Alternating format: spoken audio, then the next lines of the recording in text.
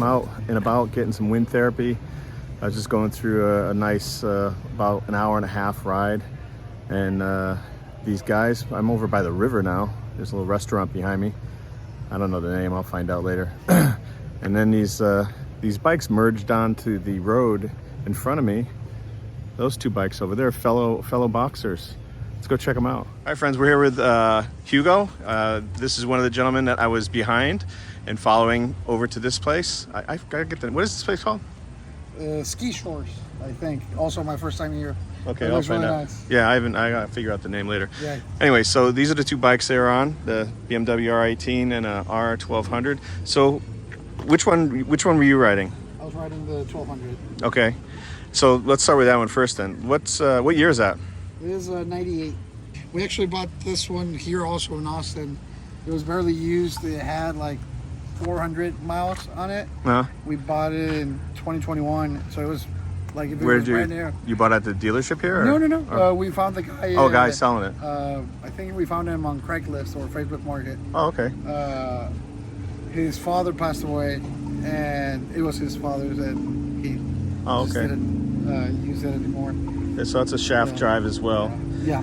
That's cool. Do you know any stats about the bike, like horsepower, any of that kind of stuff? Or I would be lying if I give you any. yeah, well, it's a 1200, so it's I'm guessing just shy of 100 horsepower, maybe something like that. That's cool. The reason that we bought that bike, we like the James Bond movies a lot, and this bike was featured in. Oh, which one? This was the 1200. Which James Bond movie? Do you remember? Can't remember. I think it was No Time to Die with Pierce Brosnan. Oh, okay. That's when cool. He came out, but the seats weren't blue. It was a black leather. But okay. It was the same color, so we really liked it. And what do you like? You've obviously ridden that. You said your brother has this one. You guys probably do switch and right now on our way back we're gonna switch. So what do you like about this bike? This is really comfortable. For me, it's just about how comfortable it is in comparison to the other bikes that we have. Mm-hmm. The handlebars look really swayed back, like a very comfortable seating position. You don't feel a thing. It's too, like even compared to this one that supposedly you would imagine that it's a little bit more comfortable. This one beats all the other bikes, at least that I've ridden. So that's a 98. Yeah, this is a 98. And what year is this one? This is a 2021 first edition R18. Okay. The cool feature that we like about this, or I like about this, it has a reverse, electrical reverse. Yep. But since it's pretty big, it comes in handy. Yeah, it's close to. I think it's around 800 pounds or close to it, probably. That's not easy to move around. This is also an open shaft. Yep. We really like it. It's just a little bit, I guess, too quiet. I would have wanted for this one to be louder, because that one is not the original exhaust. It's fairly similar, but we had to replace the exhaust. So it's a little bit louder? It's a little bit louder. Okay. Yeah, I think I heard that one when I was following you guys. But this one is pretty quiet with the fishtail, but it's kind of like the look, so we don't want to mess with it, or at least I don't want to mess with it. We were thinking also about putting the windshield and all that, but it just takes away from the look of the bike. I would hate, to get rid of that. It just looks so nice how it is. This one sits really low, so it's also comfortable when you have to, to wait. Low seat height, be flat-footed, no problem. Yeah.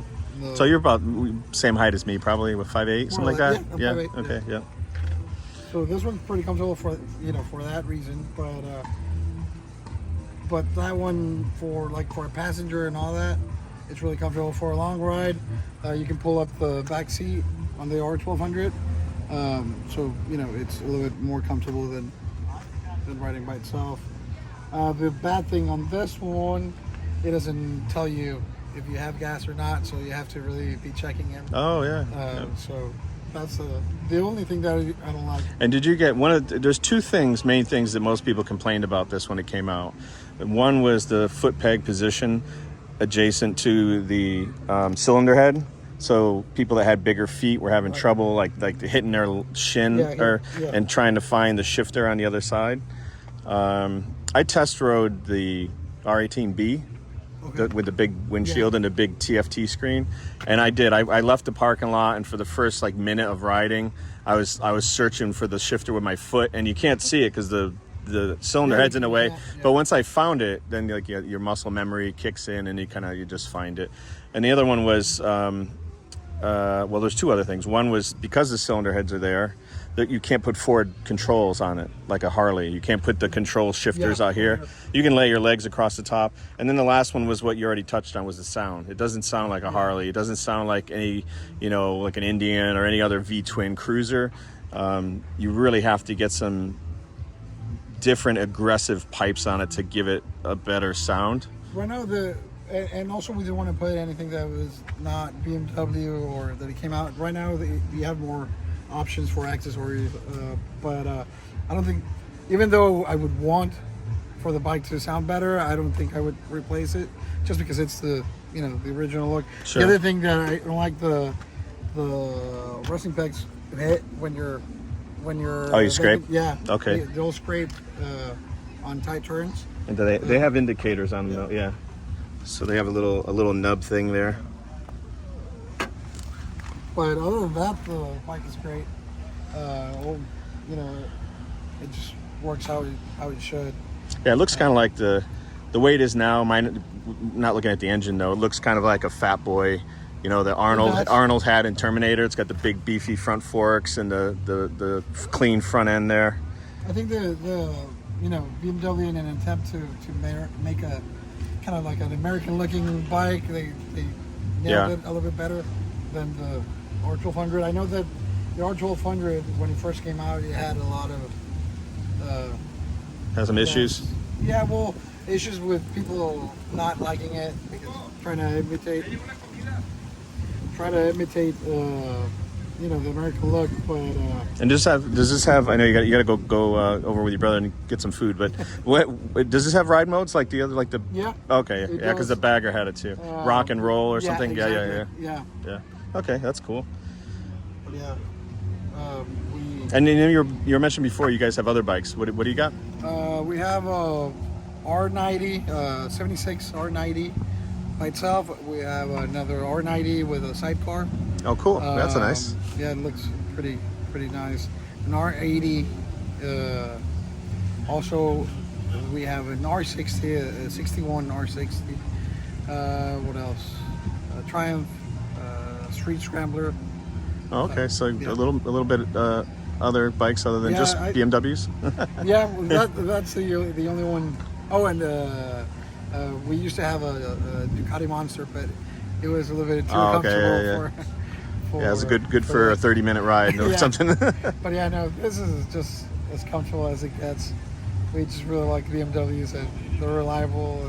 They're good machines, and they're always pretty. Yeah, they're always cutting edge with technology too. Yeah, this one, I had a close call, and it just performed as you would imagine. Traction control, ABS, all that stuff. Yeah.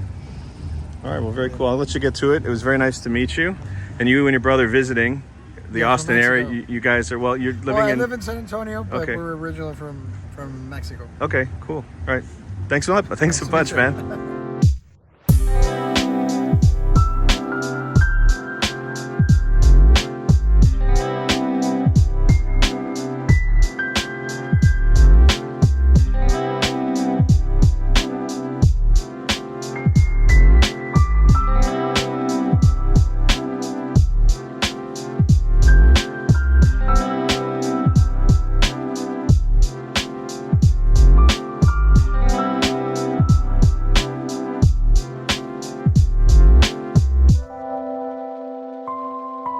Alright guys, that's it. Thanks again, Hugo and his brother, I forget his name. He was eating, I was bothering them. For introducing the bikes, very cool. Enjoy your time here, ride safe. And that's it from Ski Shores Cafe. It's a pretty cool looking place. Until next time, later.